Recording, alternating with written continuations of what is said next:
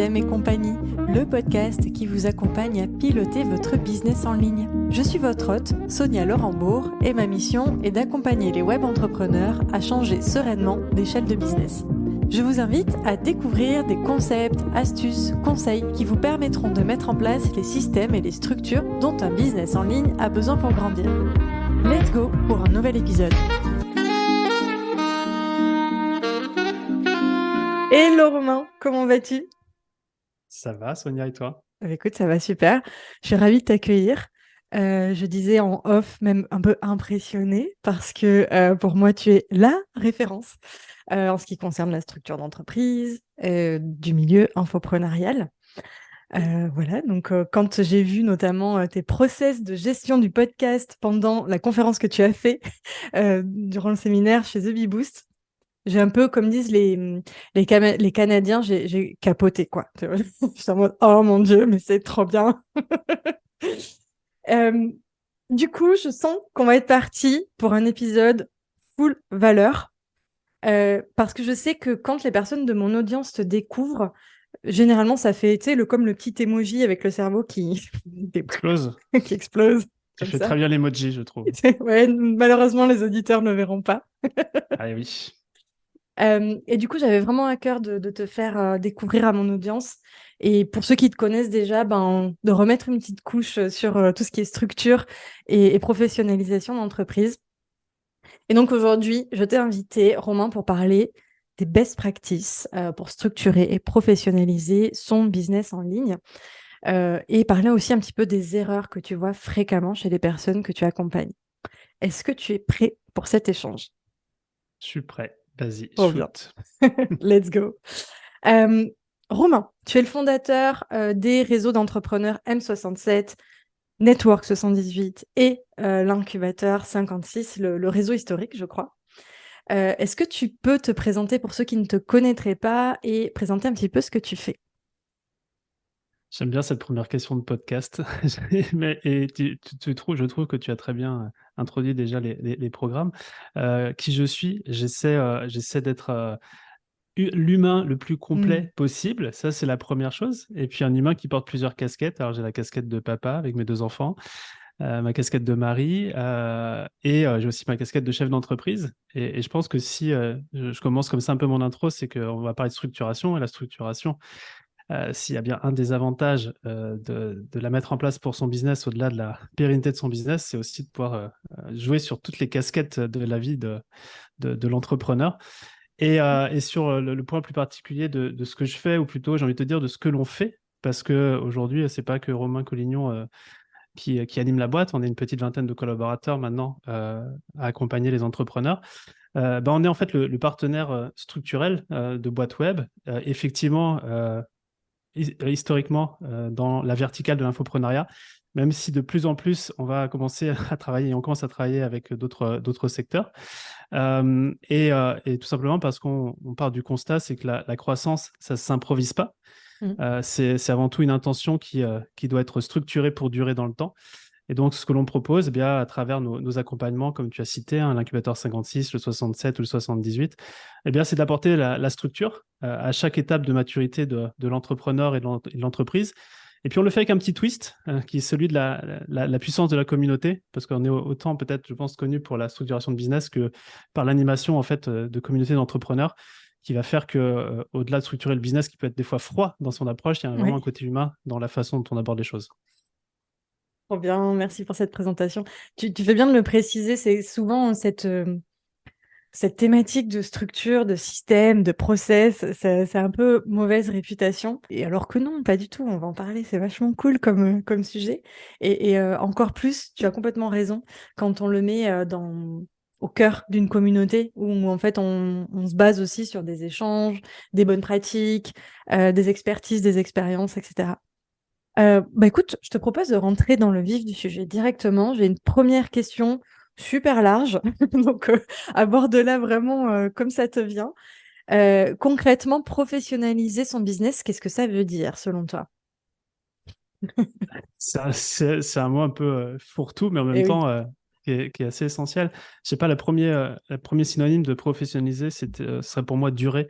Je pense que quand on se dit on va professionnaliser son activité, c'est qu'on donne une chance à son business de durer, de perdurer. Ça, c'est peut-être le premier avantage. Et aussi, c'est faire les choses avec le care. Alors, Mm. j'ai pas forcément le mot en français, mais c'est d'être vraiment customer-centric. C'est-à-dire que quand on fait les choses professionnellement parlant, pour moi, on fait ça au service du client. C'est être professionnel, tu vois, selon la définition. Et c'est vrai que peut-être dans le domaine du web, il y a de tout, quoi. Il y a il y a différentes façons d'aborder le business. Est-ce que c'est purement cash? Est-ce que c'est au service du client, etc. Donc, pour moi, la professionnalisation, elle passe avant tout par la livraison des clients. Il y a une expression que j'aime beaucoup utiliser, c'est la suivante, c'est professionnaliser, c'est quand on dit, on fait, et quand on fait les choses bien, ou on fait les choses à fond. Et pour moi, J'adore. c'est ça la professionnalisation, Ouais. parce que on peut dire et ne pas faire, voilà, ça c'est le pire. On Oui, peut dire et on peut faire, mais tu vois, le côté professionnalisant, c'est on fait et on fait à fond, quoi, pour pas avoir à refaire. Et je crois que c'est ça aussi ce qui se cache derrière la professionnalisation, c'est de faire les choses de manière pérenne. Et puis c'est aussi de faire les choses de manière, c'est structuré stratégiquement, méthodiquement, pour faire face en fait aux enjeux et aux challenges que n'importe quelle entreprise connaît lorsqu'elle croît, tout simplement. Et donc, si on n'est pas amené à chaque étape à structurer, à professionnaliser, ben, en fait, on ne peut pas passer à l'étape suivante. Ce qui est un peu dommage pour un entrepreneur qui est attiré par la croissance. complètement. Je suis 300% d'accord avec ça. Bon, je pense que je vais être d'accord à peu près avec tout pendant cet échange. Ou peut-être pas, j'en sais rien. Je serais surprise de voir On s'il y a verra. des points de divergence. Ça serait intéressant. Mais bon, en toute transparence, je me suis beaucoup inspirée aussi de ton travail pour moi-même progresser. Donc forcément, je pense qu'il va y avoir plein de points qui vont nous rapprocher. Et j'aime beaucoup ce que tu dis. On fait les choses, on les fait bien.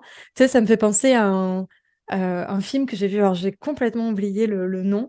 Euh, mais en gros, je crois que c'est un papa qui transmet à son fils et il lui dit, tout ce qui mérite d'être fait mérite d'être bien fait. Sinon, tu fais pas les choses, ça sert à rien en fait. Et c'est un peu ce que j'entends là et ça me plaît beaucoup parce que c'est une phrase qui me drive un peu aussi au quotidien. Tu vois, c'est tant qu'à faire les choses, autant les faire bien, sinon ça sert à rien. Mais ça ne Et demande pas beaucoup plus de temps ni d'énergie, c'est ça, en en fait, c'est plus. ça. Complètement. Et complètement d'accord sur ce côté. Si on structure pas, en fait, à un moment donné, ça coince. On arrive à ce fameux plafond de verre et ça peut être OK, mais il faut le savoir, quoi. En fait, c'est un peu ça.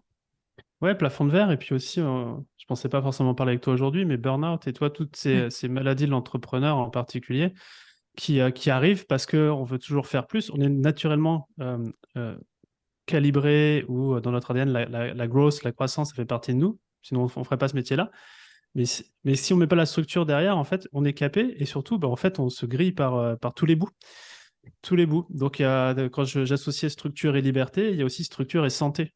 Et structure et équilibre pro-perso. Complètement. Donc, d'où l'intérêt de faire les choses, de dire et de faire les choses à fond. Et de faire les choses bien. Trop bien. Euh, Romain, tu proposes un audit business, c'est ton parcours client, dans lequel en fait on peut venir auditer notre business. Je me souviens, je l'avais fait il y a quelques années, je l'ai refait là à l'occasion de notre rencontre. Et on découvre en fait qu'il y a 4 steps, 4 phases en fait pour toi de l'entrepreneur. On a la phase premier pas, la phase artisan, la phase professionnelle et la phase chef d'entreprise. Est-ce que tu peux nous en parler un petit peu? Alors, j'imagine on pourrait rentrer dans les détails de chacune de ces phases. On pourrait faire un épisode pour chacune des phases. Mais est-ce que tu peux nous donner un petit peu ta vision de ça? Pourquoi tu les découpes comme ça? Ouais, alors c'est vrai que dans le diagnostic, il y en a quatre. En fait, il y en a six, il y en a encore Ok. deux derrière. Ah, trop bien. Mais, mais c'est plus une façon, au-delà de parler de premier pas, d'artisan professionnel, il y a une espèce de gradation dans l'avancement de l'entrepreneur, comme si on était un Pokémon et qu'on évoluait à différents Ah, stades de maturité. Et c'est surtout, plutôt que des phases, c'est plutôt des différences de posture qui sont portées par le fondateur. C'est-à-dire que chaque, tu vois, profil que tu as partagé, c'est une posture du fondateur, ok, de l'entrepreneur. Et dans chaque posture, si tu veux, tu as différents éclairages.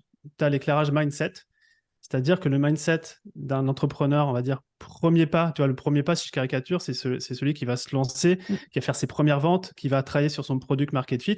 Il a un mindset qui est particulier. Donc, du coup, qui dit mindset dit émotions, dit actions qui sont différentes d'autres entrepreneurs. C'est aussi pour ça que généralement, quand on structure, on arrive aussi à monter dans ces différents niveaux ou phases de l'entrepreneuriat.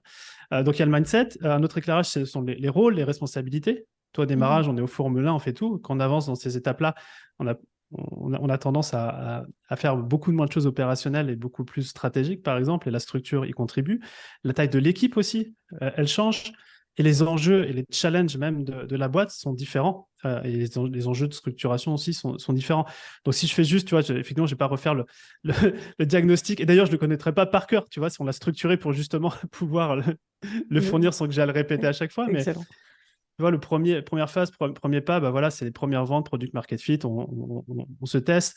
L'artisan qui va derrière, l'entrepreneur artisan, c'est pas pour dénigrer le mot artisanat, mais c'est le côté où en fait on va toujours tout faire en solo et finalement on se crée un nouveau job. Mhm. Et on peut en vivre très très bien, et ça c'est intéressant, c'est l'artisan. Puis après, on passe à un stade qui est professionnel, où c'est là on commence à envisager de la scalabilité pour son business. Et pour se faire, bah, soit on essaie de le faire tout seul et ça marche pas, c'est le burn-out, c'est là où on y arrive.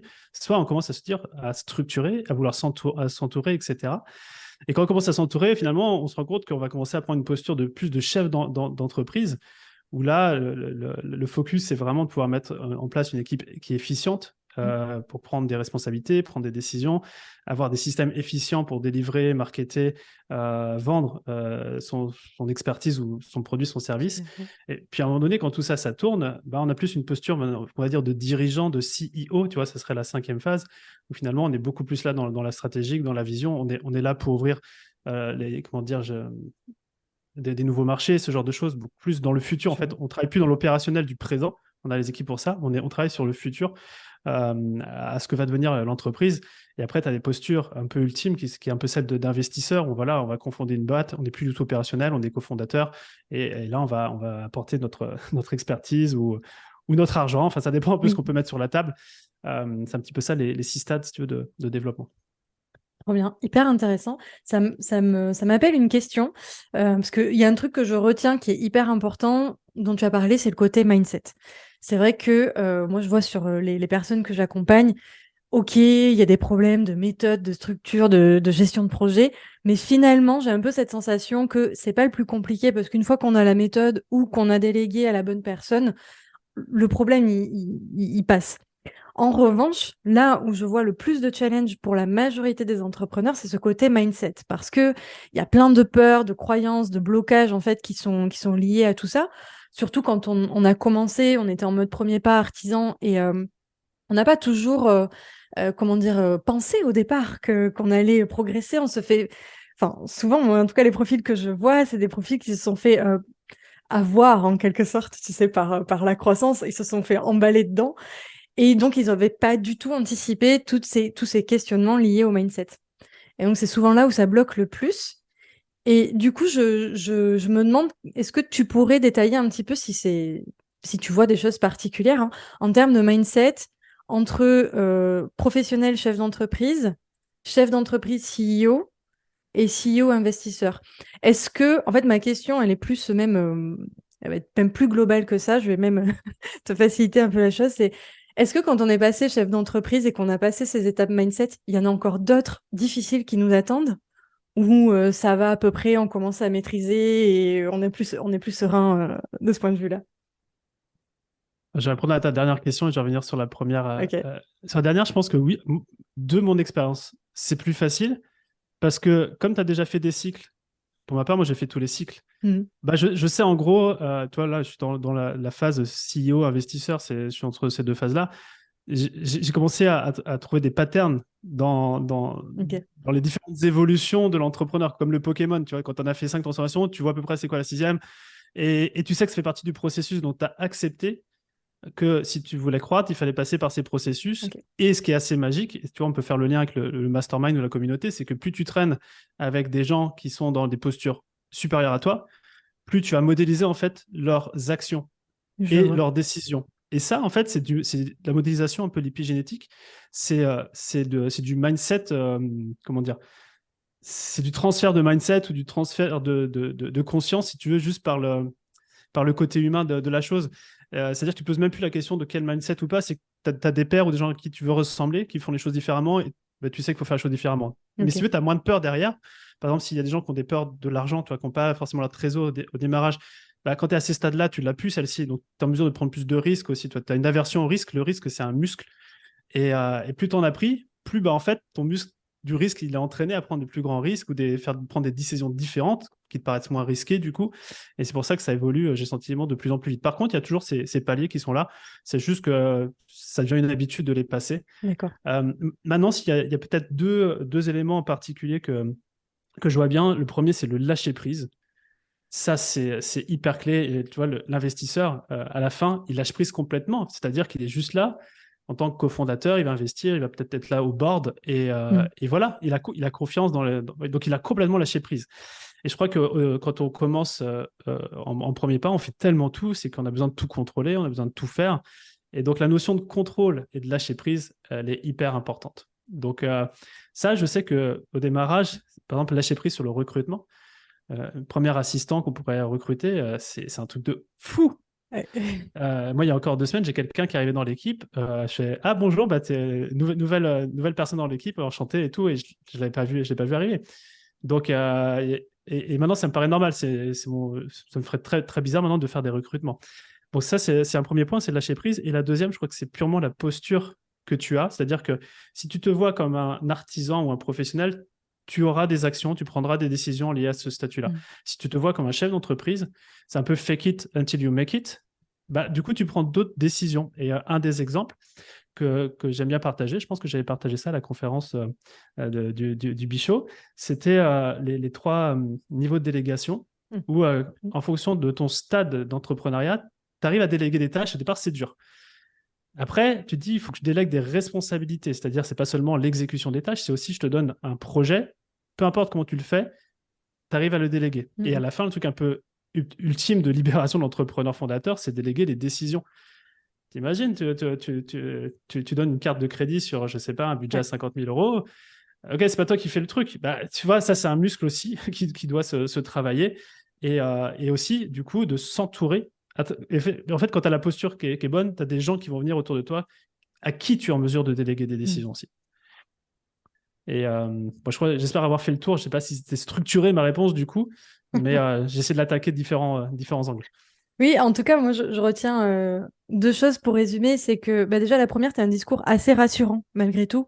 Où, ok, en fait, il y a toujours des challenges et il y en aura toujours. Et j'ai envie de dire, heureusement, parce que je pense qu'un entrepreneur, tu lui enlèves des challenges, bah, c'est pas très drôle, je crois. Euh, et donc, ouais, c'est rassurant dans ce sens où, en fait, on entretient, on muscle un petit peu ce côté prise de risque, ce côté je passe des étapes et des challenges, et donc, entre guillemets, on s'y habitue. Donc, on finit par ne plus trouver ça douloureux. En tout cas, on fait plus les choses dans la même douleur qu'au départ.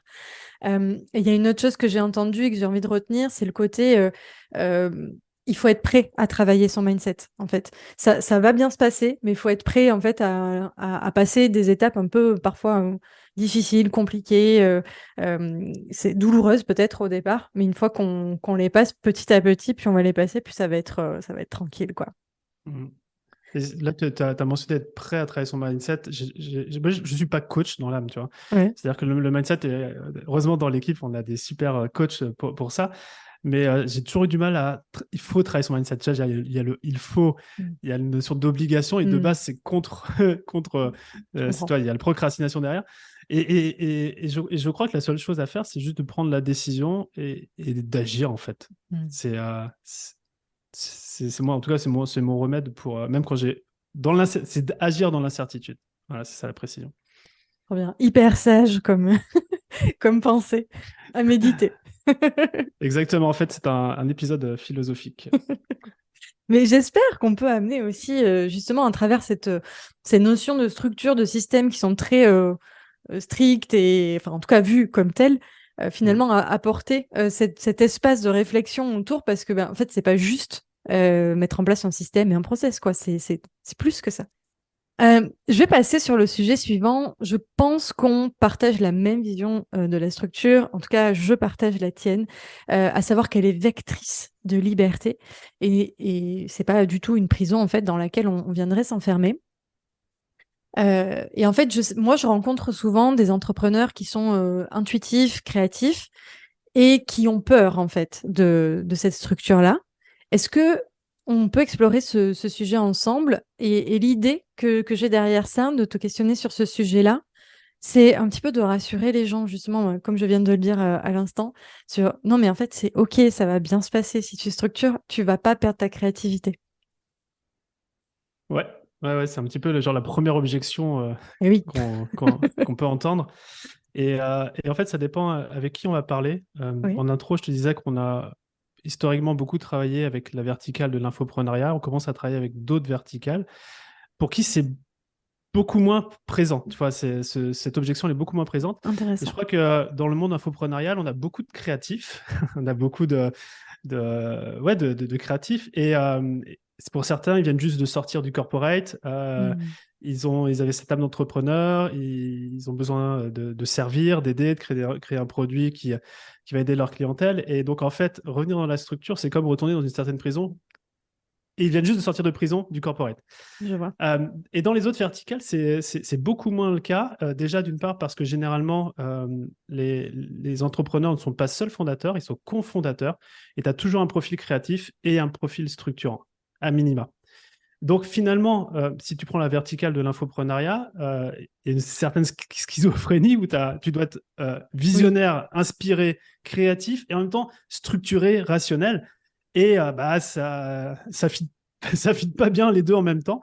D'où l'idée, et c'est le cœur aussi de ton travail, d'avoir un alter ego structurel quand on est hyper créatif. Euh, Maintenant, je pense que si on doit lever l'objection, c'est directement de vendre les bénéfices, comme finalement on est peut-être en train de le faire sur ce podcast, et d'associer structure et liberté. Et surtout, il faut l'essayer. Et je crois qu'une des objections, c'est de se dire que la structure, c'est hyper contraignant.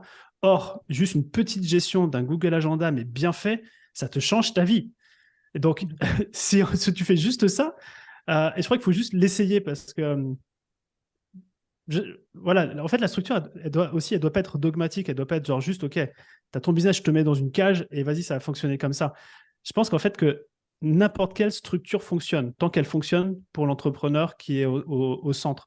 Et tu vois, c'est pour ça qu'on travaille énormément, nous, sur l'aspect structurel des boîtes, sur l'aspect structurel de l'entrepreneur, en essayant de voir quelles sont ses forces, quel est son profil, sa façon de fonctionner, pour venir façonner finalement la structure et un mode de fonctionnement de boîte qui viennent donner de l'énergie à l'entrepreneur qui est au centre. Et je pense que c'est ça un peu aussi la deuxième fausse croyance qu'il y a derrière la structure, c'est que peut-être que ces entrepreneurs-là pensent que c'est un copier-coller et que ça n'a pas marché pour eux, mais si on arrive à leur faire aussi passer que la structure, elle est...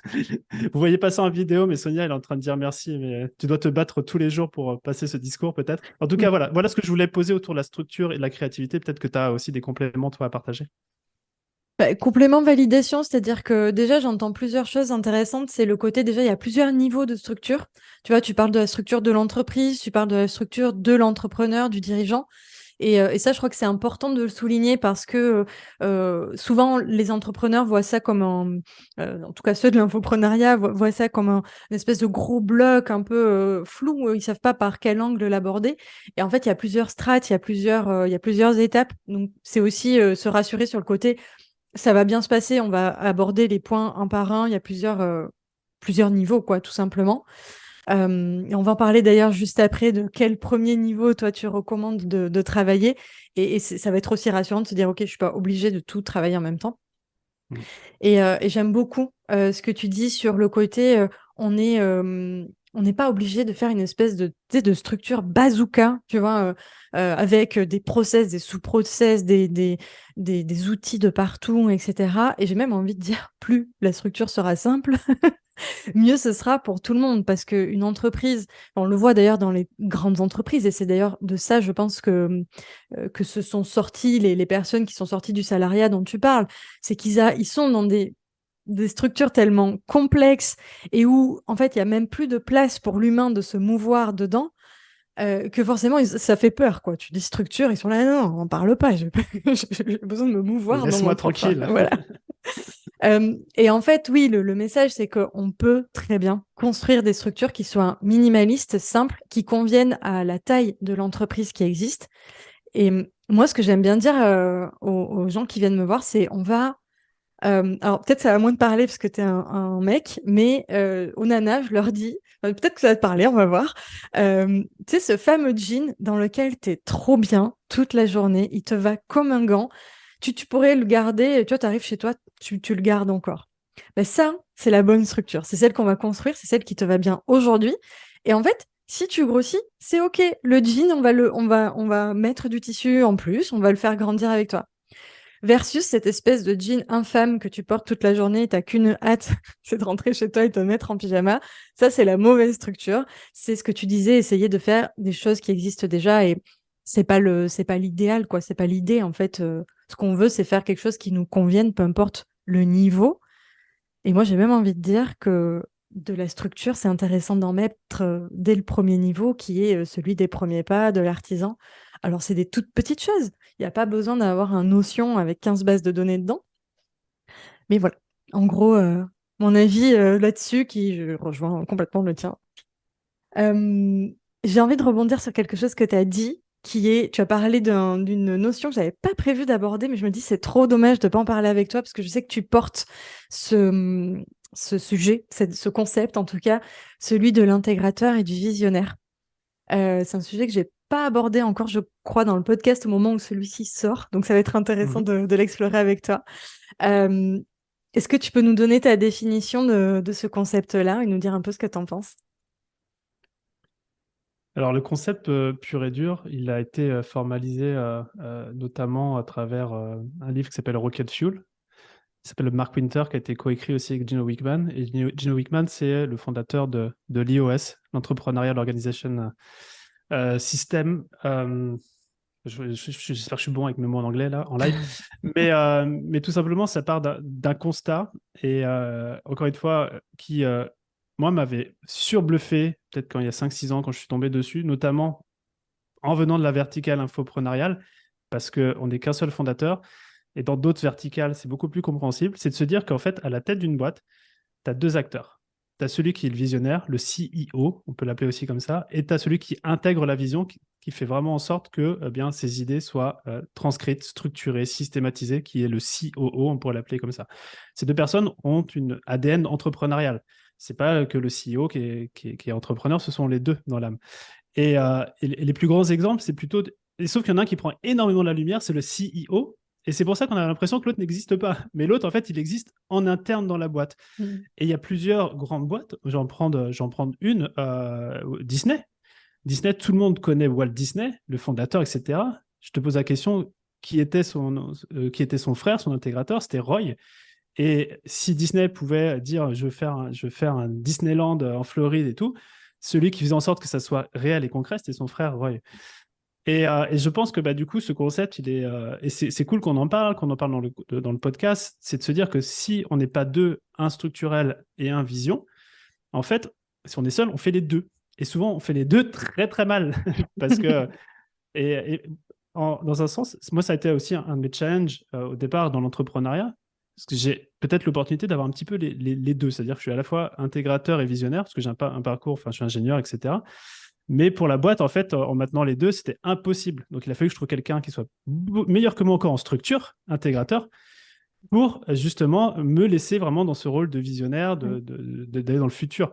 Et donc ça, si tu veux, c'est un peu les premières étapes. Et après, une fois qu'on a ce concept visionnaire intégrateur, ben, à un moment donné, il va falloir soulager aussi l'intégrateur. Et là, on est plus sur des, tu vois, des profils, on va dire, dirigeants, CEO. C'est qu'il faut que chaque leader de chaque équipe, marketing, opération, sales, finance, ait soit des profils intégrateurs eux aussi, Mm. pour venir soutenir l'intégrateur au global. Mais en fait, un profil intégrateur, en fonction de la maturité, là je parle d'une maturité peut-être de personnes seniors, mais un assistant opérationnel, pour moi, c'est une casquette d'intégrateur junior, tu vois. Un project manager aussi. Et puis après, on va voir un intégrateur junior, intégrateur senior. Puis après, on arrive à l'époque où il y avait Steve Jobs et Tim Cooks, quoi. Tim Cooks, avant, c'était l'intégrateur suprême d'Apple. Maintenant, il a pris le poste de CEO. Il a pris le poste de Steve Jobs depuis maintenant quelques années. Donc, je ne sais pas si ça. En tout cas, je sais que tu vois, c'est un peu comme le yin et le yang. Si Ouais. tu veux vraiment que ça dépote dans une boîte, il faut qu'il y ait les deux énergies. Ok. Est-ce que tu recommanderais une des étapes, tu sais, dont on a parlé tout à l'heure, artisan, professionnel, etc. Ouais.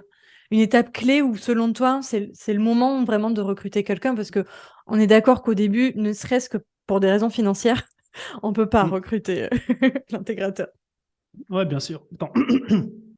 Euh, en vrai, C'est plutôt une erreur, une fausse croyance. Et c'est que quand on parle intégrateur, directement, on voit c'est un profil senior. Et un profil senior, c'est un investissement. Il faut pas se leurrer. Mais et on peut commencer avec un très bon assistant opérationnel à qui on va déjà pouvoir pas déléguer les décisions, Mhm. mais au moins déléguer des responsabilités. Et ce temps qui se libère et que le visionnaire va réinvestir dans la croissance de la boîte va permettre de développer la boîte et du coup, soit de faire évoluer cet assistant opérationnel. Si il est câblé, il peut évoluer avec le visionnaire, hein, et prendre des postes et des responsabilités plus importantes. Soit, si la personne n'est pas en mesure de le faire, il vient de trouver quelqu'un de l'extérieur qui va venir pouvoir prendre ce rôle. Ok.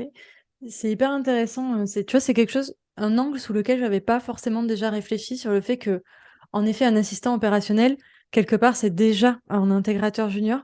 Et je Mm. pense que si l'entrepreneur se met dans ce mindset-là, de, entre guillemets, j'ai déjà mon intégrateur, évidemment, ça va évoluer, ça va changer. Peut-être que ça sera pas cette personne-là parce que j'aurai besoin d'expertise différente quand l'entreprise va grandir.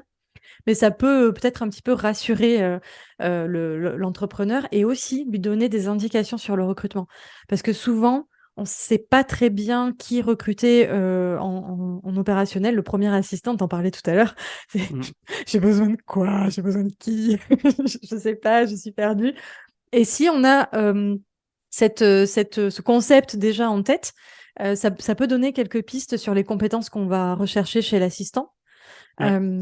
Et ça rassure aussi un petit peu sur ce concept que j'adore aussi et que je porte.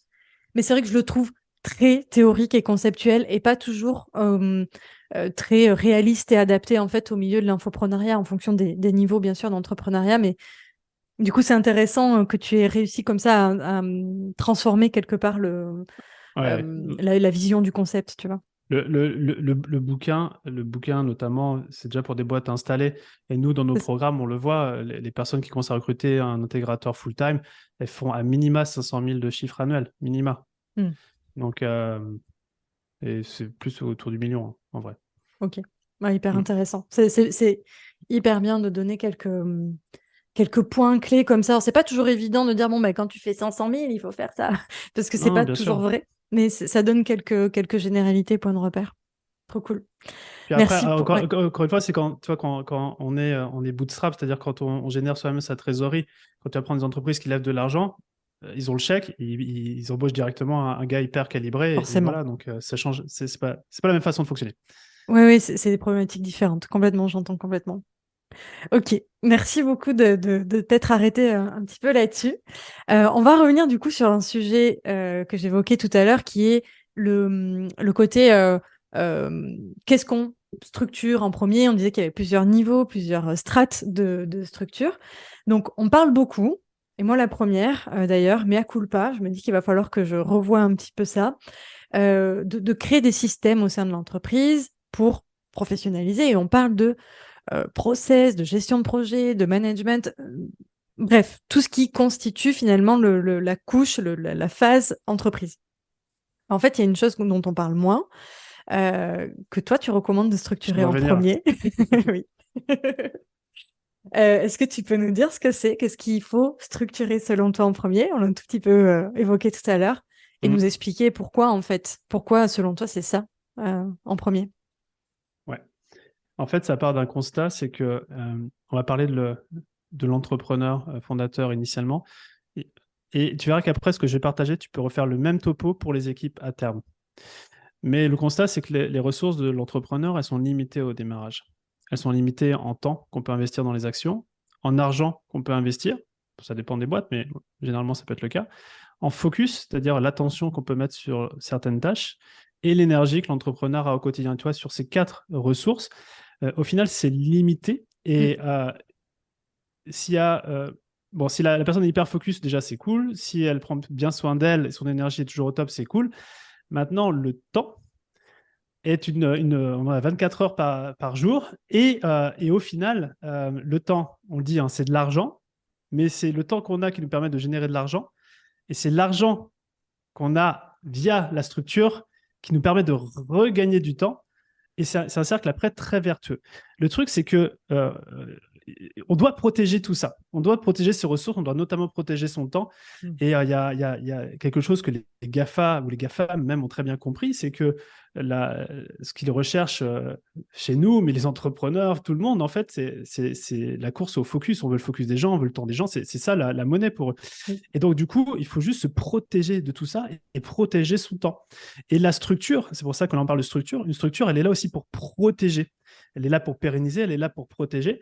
Et une fois que tu as protégé ton temps, c'est-à-dire que tu as mis en sorte d'avoir un cadre, on peut peut-être parler de certaines choses qu'on peut mettre en place, bah, du coup, déjà, tu as gagné un temps d'avance sur tout le monde. C'est-à-dire que le temps que tu as dans ta journée, le temps que tu travailles, je sais pas, 9 heures par jour, bah, tu es sûr que ce temps, il va t'investir dans les choses qui sont les plus importantes pour toi. Et notamment dans des activités qui vont être génératrices de cash pour la boîte et développer la boîte. Donc, c'est peut-être là où tu voulais venir me chercher, c'est que finalement, les systèmes servent à quoi? Ils servent à faire gagner du temps. Ok, ça c'est cool, mais protège déjà le temps que tu as Mm. avant d'en gagner. Exactement, oui, c'était l'idée de mettre en lumière le fait qu'en fait, souvent, les entrepreneurs vont dire, OK, je vais faire de la gestion de projet, je vais recruter, je vais mettre en place des process, etc. Et en fait, à côté de ça, leur emploi du temps, c'est un peu la zone, c'est un peu la guerre, quoi. Warzone, clairement. Et puis, leur temps ne leur appartient plus. Il appartient au client, il appartient à l'équipe, quand il y a une équipe. Et on en arrive à ce que tu disais, parfois, malheureusement, au burn-out, quoi. Donc, c'est intéressant de se dire, en fait, le premier niveau à structurer, auquel on ne pense pas de manière naturelle, bizarrement, je ne sais pas très bien pourquoi, bah c'est son temps à soi, c'est soi-même, en quelque sorte, en Mais tant que... en fait, pourquoi on n'y pense pas? C'est comme si tu demandais à un poisson ce qu'est l'eau. Ouais, Il te regarderait et il dirait, mais tu déconnes, t'as fumé quoi? Bah, nous, en fait, on vit dans cet environnement et c'est vrai. le temps, c'est voilà, de nos unités de mesure. Donc, en fait, c'est tellement naturel pour nous qu'on pose même pas la question qu'on est en mesure de changer notre relation et notre rapport au temps. Donc, c'est Complètement. normal qu'on n'y pense pas en premier lieu. C'est vrai. Et pourtant, on court après tous les jours. Euh, Est-ce que de manière à rentrer peut-être sur quelque chose d'un petit peu actionnable pour les gens qui nous écouteraient, est-ce que tu pourrais nous partager des, des, des ressources ou des indispensables ou des fondamentaux selon toi dans cette partie structure du temps? Est-ce qu'il y a deux, trois Mhm. choses à côté desquelles c'est intéressant de ne pas passer?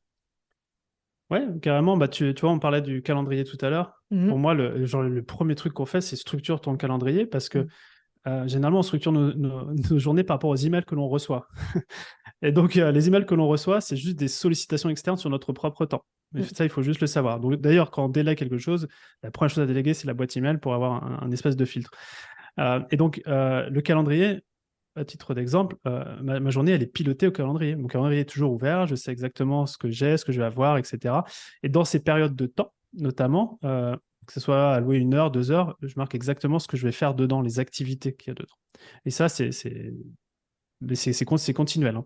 Mhm. Euh, et ces activités, c'est peut-être là le deuxième un peu conseil que je pourrais partager, c'est que si tu fais la liste de toutes les activités que l'entrepreneur fait dans sa journée et que tu regardes vraiment celles qui sont génératrices d'énergie pour l'entrepreneur et de cash pour la boîte, si tu fais pas le travail, peut-être tu passes 5-10% sur des actions qui sont vraiment importantes. Donc encore une fois, le temps même que tu aurais pu protéger, l'idée c'est un peu comme une loupe, tu vois, Mhm. et l'énergie du soleil qui arrive dessus, il faut juste bien la focaliser pour que ça soit génératrice d'énergie pour l'entrepreneur. Je pense que c'est hyper important de faire des choses qu'on aime bien faire et qui en plus rapportent du cash pour la boîte. Donc c'est dans ce calendrier, c'est de s'assurer qu'il y ait les plages horaires pour ces activités-là. Et quand bien même, il y a d'autres activités qui sont nécessaires à la boîte, mais qui ne génèrent pas justement d'énergie pour l'entrepreneur ni de cash, c'est là où on va structurer, systématiser, déléguer. Mais ça, c'est plus, on n'est plus vraiment dans la gestion du temps, on est plus dans l'optimisation du temps. Et peut-être un troisième élément, c'est que il faut avoir un système d'organisation du temps. Et en fait, il en existe plusieurs. Bon, il y en a un qui m'a été instruit par un de mes mentors qui s'appelle Dan Sullivan, où il partage par journée, en fait, des journées de focus, des journées de buffer, donc Mhm. de zones tampons pour faire des activités voilà, qui sont pas focus, et des zones qu'il appelle de free days, qui sont vraiment de déconnexion la plus totale. Ça, c'est un système d'organisation qui me fonctionne très, très bien pour moi. Mais en fait, quand tu regardes un petit peu à droite, à gauche, tu en as plein de systèmes d'organisation. Et encore une fois, je ne pense pas que ce soit un système d'organisation du temps qui doit être monolithique, qui doit être imposé. Il faut juste trouver le sien. Et la clé de tout ça, c'est juste de le tenir. Mhm. Et même pas de le tenir, c'est de le kiffer, en fait. Et moi, je dois être là-dessus depuis 4 ans, un truc comme ça. Ouais, Ça change pas. Ça change pas d'un iota. Mais j'adore. Par contre, les activités au sein même de cette structure-là, elles changent tout le temps. je Donc, tu vois, vois. on en revient aussi sur la créativité avec la structure. Je pense que la créativité doit être dans la structure. Oui, je partage complètement ça. Encore une fois, on se retrouve avec cette réponse de trouver la structure qui te va bien, dans laquelle tu te sens bien, dans laquelle tu es à l'aise et dans laquelle tu peux être créatif, en fait, pas celle qui va t'enfermer, te bloquer. Moi, il y a un truc que je fais. Il y a un truc que je fais, c'est que je programme, on va dire, mon planning au trimestre. Alors, quand je dis je programme mon planning, c'est les temps forts de mon agenda hebdomadaire.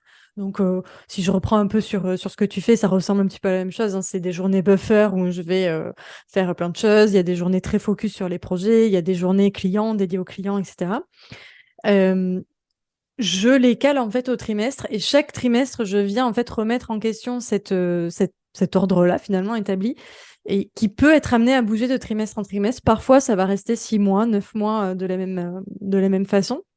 Mais comme dans une entreprise, les choses avancent quand même très très vite, ça, c'est parfois amené à bouger. Et le fait de pas me fermer en fait dans un système que j'aurais mis en place définitivement, je trouve ça hyper rassurant en fait tous les trimestres de venir remettre un peu à plat mon système de gestion du temps, tu vois.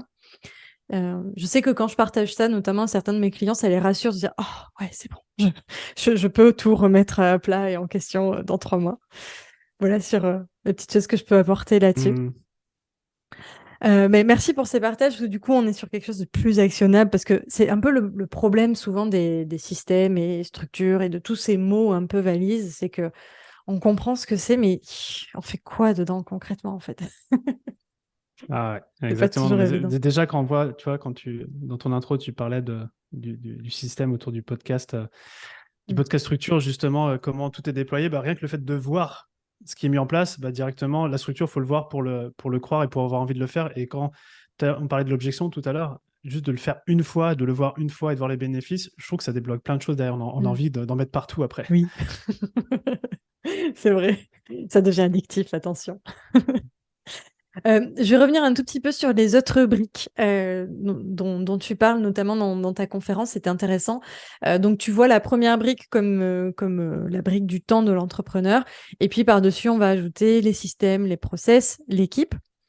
Euh, Est-ce que tu as quelques best practices pour ces briques? Si, par exemple, je te demande de me donner un bon conseil, soit pour chacune d'entre elles, ou peut-être un conseil général, Ouais. ou si nos auditeurs écoutent ça et qu'ils mettent en place, clairement, c'est game changer.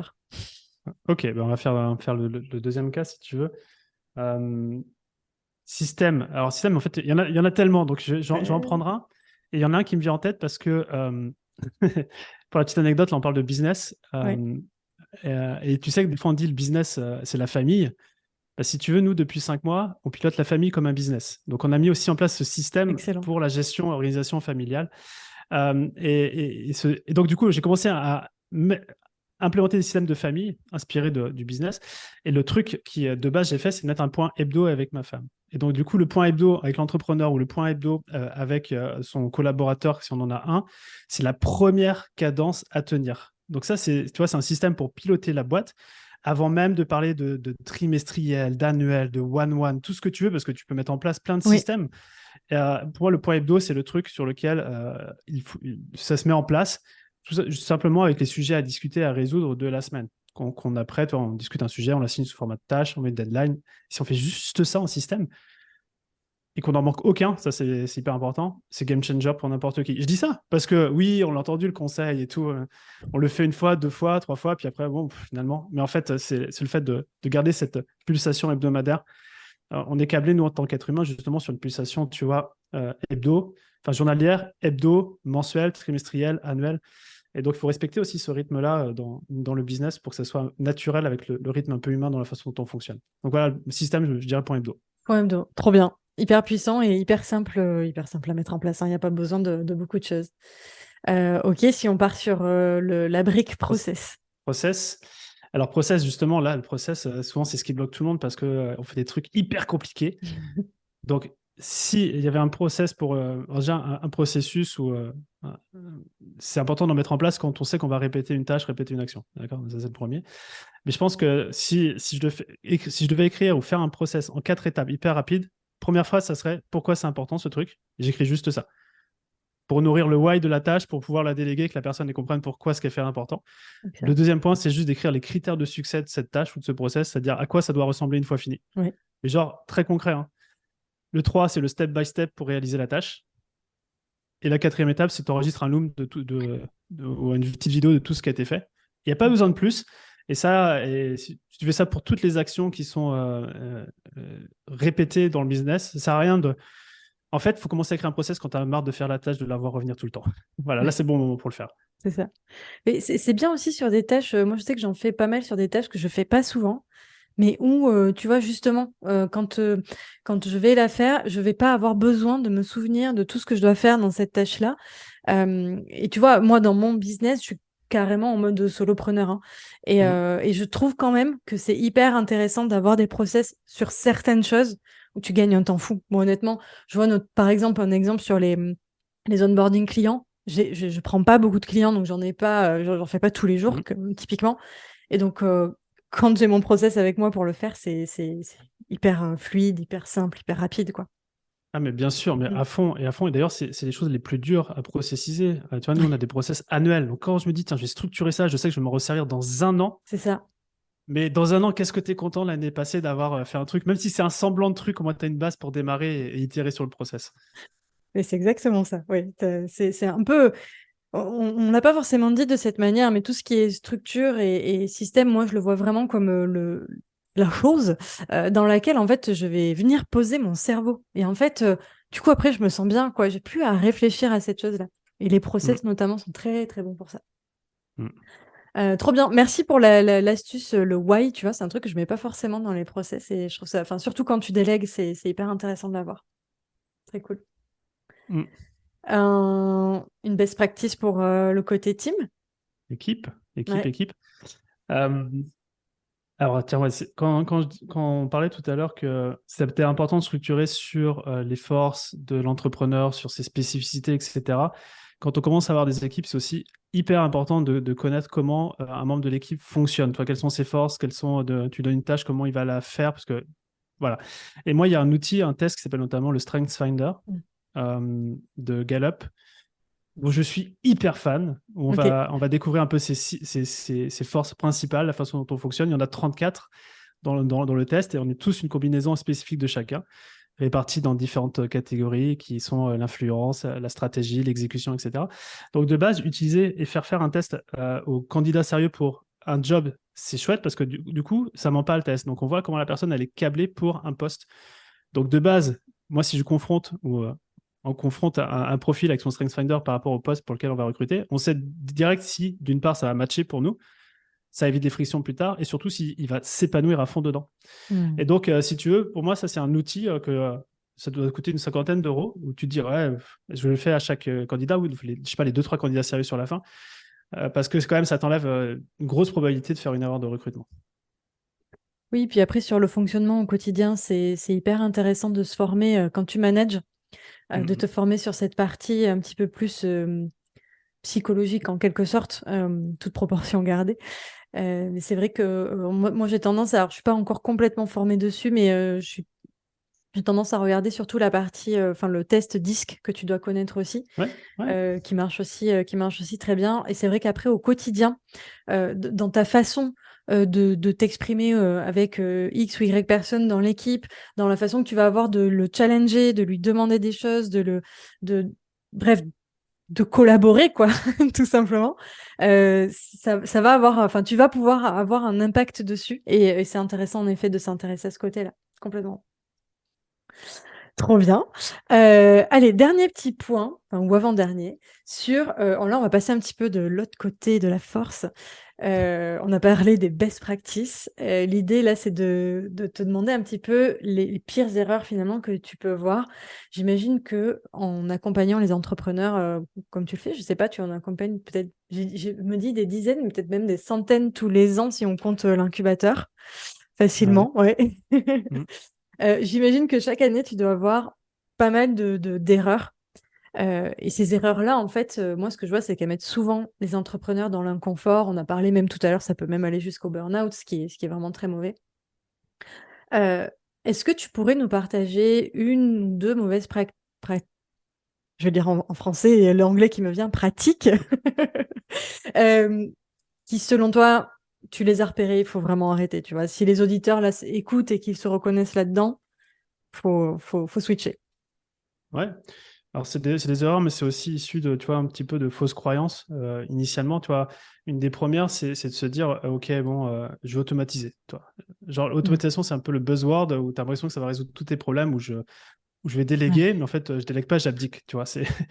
Bon, ça, clairement, c'est une erreur. Et je crois que la première chose, c'est de comprendre que c'est une citation de comment il s'appelle? C'est Paul Graham, le fondateur de Y Combinator, qui dit Do things that don't scale first. Donc, tu fais les choses d'abord avant qu'on les scale. Donc, Mm. la première chose, bah, tu mets les mains dans le cambouis, tu apprends, et tu vois si c'est pérenne, tu itères, tu le fais plusieurs fois. Et de cette manière, déjà, tu vas te dire, déjà, tu vas en avoir marre de le faire. Donc, oui, tu vas vouloir automatiser. Mais surtout, tu vas commencer à connaître le chemin le plus rapide pour automatiser, systématiser, déléguer, etc.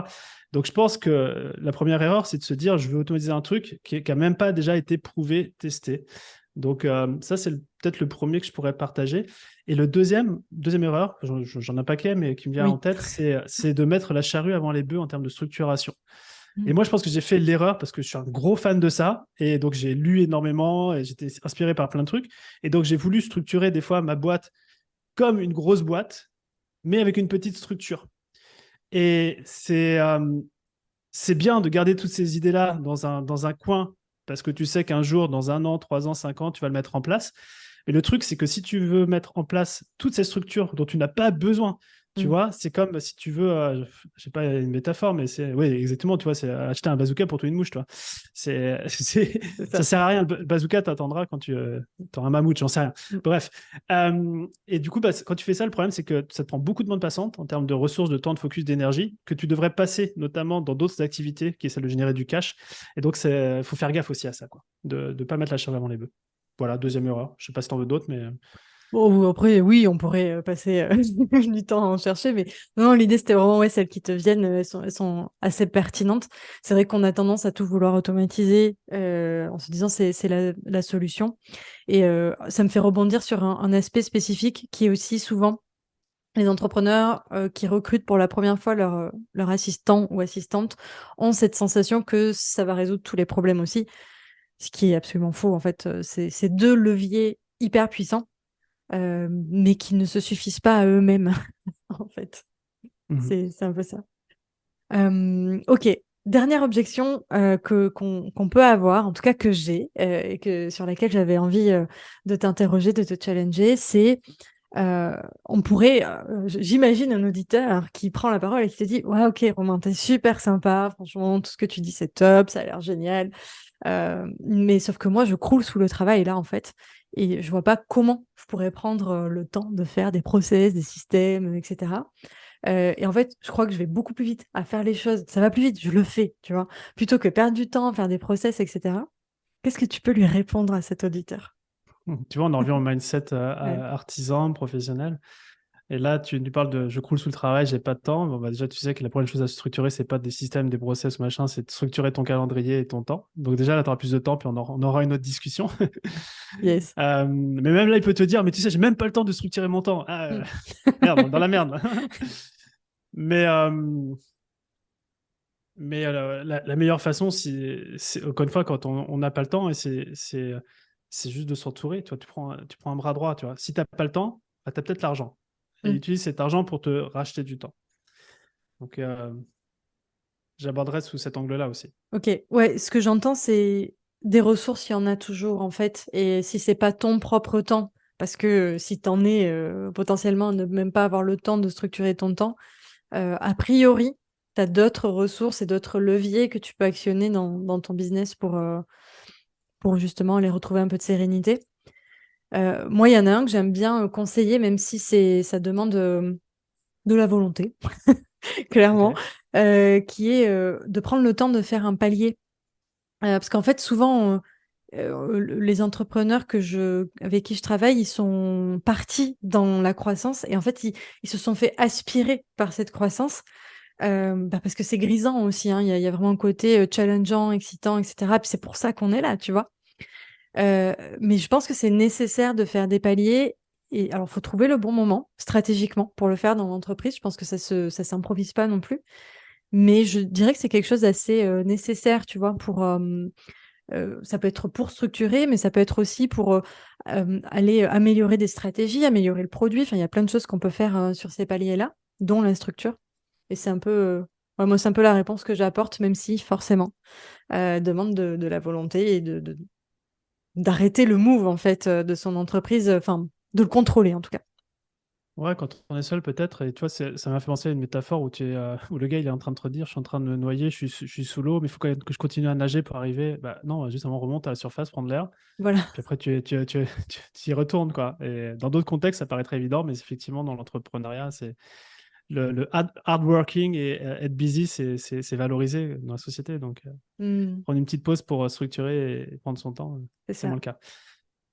C'est ça. Alors c'est valorisé, mais j'ai un peu la sensation, je sais pas toi comment tu le ressens, de plus en plus là avec le post-Covid, qu'on commence quand même, enfin j'entends de plus en plus de personnes parler de minimalisme, et moi la première Ouais, hein, sur ce ouais, bien podcast sûr. d'ailleurs, et j'ai une petite sensation de retour aux sources, à la douceur dans son entreprise qui recommence à être valorisée et à être entendue, donc c'est plutôt cool aussi. Hmm. Trop bien. On s'approche de la fin de cette interview. J'ai mes petites questions de fin que je pose toujours à mes invités quand on a le temps de le faire. L'idée sur ces questions, Romain, c'est de te demander un conseil, une remarque, une anecdote, un concept, bref, peu importe, pour chacun des piliers de la gestion d'entreprise. Alors, je précise, quand je dis piliers de la gestion d'entreprise, c'est pas les piliers, les sacro-saints piliers dont tout le monde parlerait, c'est plus ceux que j'ai identifiés moi euh, dans ma méthode hein, de travail, tout simplement. Il y a peut-être des choses qui vont faire écho à ce qu'on a dit, et si c'est le cas, ben, c'est très bien. Et c'est souvent pour moi l'occasion d'aller récupérer des petites pépites en plus. Est-ce que tu es prêt pour ça? Vas-y, Trop bien. shoot. Alors, premier pilier, gestion de projet et management. Est-ce que ça t'évoque quelque chose? Je peux raconter autant des trucs sérieux que des conneries, c'est ça? Oui, faut que ça apporte de la valeur. Ça dépend. Tu peux raconter des anecdotes rigolotes, ouais. Mais faut que ce soit vrai. Gestion de projet et management. J'ai un mot qui vient en tête, c'est Asana. Mais je peux me faire des ennemis aussi, alors je sais pas. Mais en tout cas, je peux dire que je passe beaucoup de temps avec cet outil-là. Ok. Non, mais ici, on est ouvert d'esprit. Moi, je suis team ClickUp. Je pense que peut-être 80% des gens qui m'écoutent sont team Notion. Et donc, voilà, ici, on n'est pas sectaire. Ok. Ouais. Pourquoi Asana? Par contre, je veux bien que tu me dises pourquoi ce choix pour toi. Bah, parce que justement, quand on a commencé à travailler à l'époque avec Derek, qui était notre intégrateur, il était câblé sur Asana et donc on Ok, est passé là-dessus naturellement, on s'est pas posé de questions, quoi. trop bien. Ouais, Asana, c'est un très bon outil. Je trouve. En fait, il est straight to the point. Tu vois, c'est pas, tu te perds pas. C'est pour la gestion de projet. Si on a envie de faire de la gestion de projet sans aller par des détours, etc., c'est le Hmm. top. Deuxième pilier, recrutement et délégation. Recrutement et délégation, je pense j'ai, on a beaucoup appris ces dernières années. Et peut-être que ce que j'ai appris, c'est que c'est le recrutement, on peut le faire au petit bonheur, la chance, mais quand on le fait comme ça, les mauvais collaborateurs, on le paye sur le long terme. Enfin, quand je dis mauvais, c'est quand il y a un fit, une adéquation qui ne fonctionne plus. Et je pense que c'est important de recruter les collaborateurs pour ce qu'ils sont aujourd'hui, mais aussi sur ce qu'ils peuvent devenir dans le futur, parce que Excellent. la boîte, elle va grandir. Et moi, c'est quelque chose qui est un peu arrivé, c'est de se dire qu'il y a des collaborateurs qui n'ont pas pu évoluer aussi avec l'ambition de la boîte, la structure de la boîte. Et donc, les aventures changeaient. Depuis maintenant, si on a vraiment un process qui est vraiment militaire sur le recrutement, il n'y a plus de surprise. Le StrengthsFinder fait partie du process, mais il y en Mhm. a plein d'autres. Et, euh, et je pense que ouais, pour moi, c'est ça. C'est-à-dire que quand on est dans des phases de démarrage, on se dit que le recrutement, bah voilà, on dépatouille, mais il faut investir à fond pour s'assurer que les personnes qui rentrent dans la boîte soient en mesure de grandir avec la boîte. Ouais, je me permets de rebondir sur ce conseil-là parce que c'est souvent une problématique dans le recrutement où en fait on fait ça très au feeling. J'adore la personne, ça fit à fond, etc. Mais en fait, humainement, je remets pas ça en question, mais en fait, le problème, c'est dans les compétences, les expertises, les ambitions de la personne où ça peut, à un moment donné, bloquer. Il y a un truc que dit Cédric Watine, que tu connais très bien, qui, lui, en fait, dans ses process de recrutement, et c'est quelque chose que j'ai vraiment intégré dans ma façon de recruter, qui est euh, cherche d'abord toutes les façons que tu as de ne pas recruter la personne et toute la partie émotionnelle, instinctive, etc. Bien sûr, elle a toute sa place. On est des humains, on va travailler ensemble après sur du long terme. Mais en fait, c'est en tout dernier. C'est vraiment la dernière question que tu dois te poser, quoi. Mm. Voilà pour le petit ajout. Euh, Troisième pilier, gestion et suivi des finances. On n'a pas parlé de ça, mais c'est un... Tu sais que je pense que c'est un acte manqué parce que la gestion des finances, c'est ma bête noire en vrai, Ah, dans dans toutes les cases de la boîte. ok. Enfin, quand je dis bête noire, c'est juste, je pense que autour de l'argent, tu as deux énergies. Tu as l'énergie de créer de l'argent. Mhm. Ça, c'est OK, je sais générer. Et tu as l'énergie de gérer l'argent, qui est pour moi une facette complètement différente. Et bah, ce qui a été nécessaire et game changer pour la boîte, c'est de m'entourer sur ce sujet-là. Donc, je me Ok. suis fait accompagner. Et puis, dans la boîte, maintenant, il y a plusieurs personnes qui sont beaucoup plus calées que moi dans la gestion des finances. Et par contre, d'ailleurs, je me forme là-dessus, hein, sur la compréhension justement des enjeux, des PNL, de tous ces tableaux-là pour prendre des bonnes décisions. Mais j'ai des gens dans l'équipe qui me prémâchent les décisions sur lesquelles Mhm. on peut actionner derrière. Trop bien.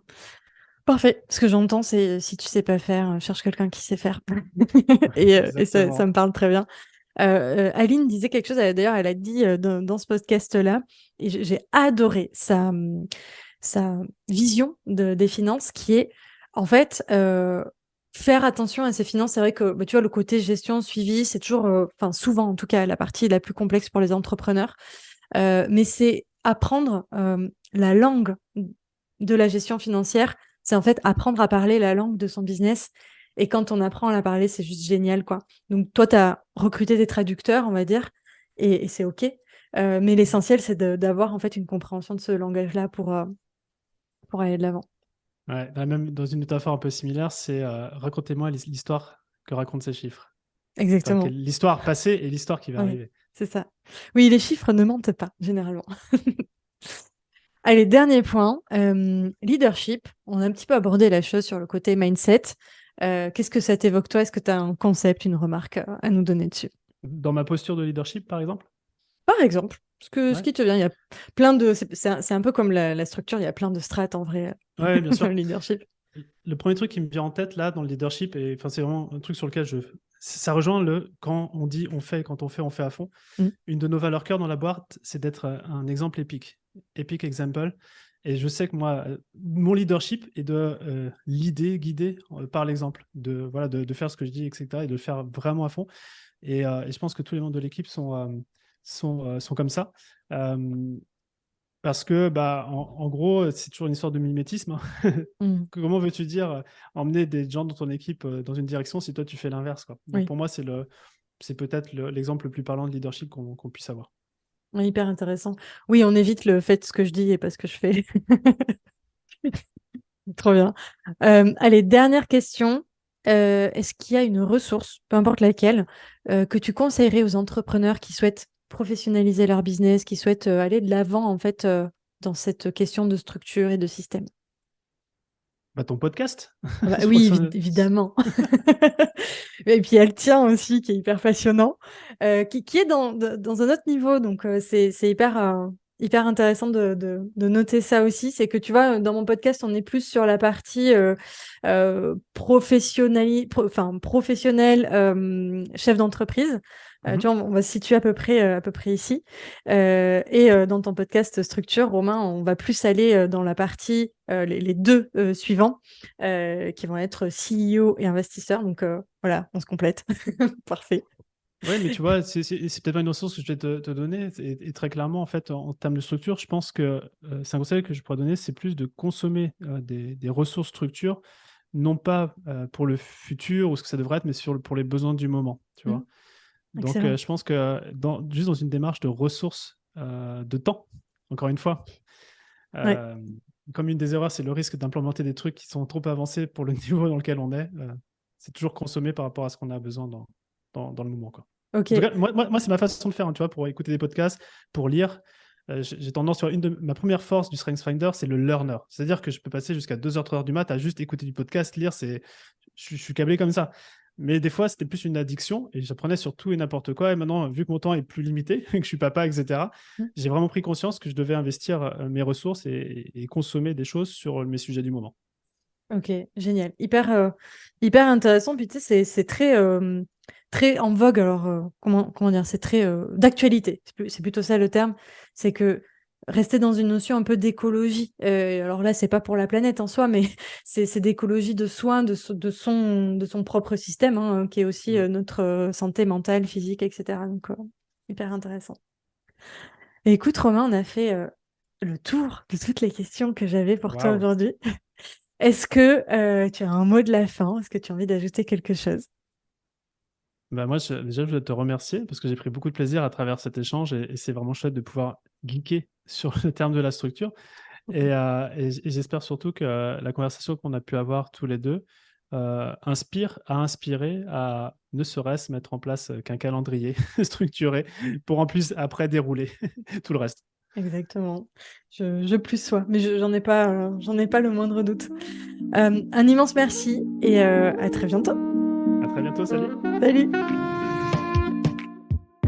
Merci d'avoir écouté l'épisode jusqu'au bout. Si vous l'avez apprécié, n'oubliez pas de vous abonner.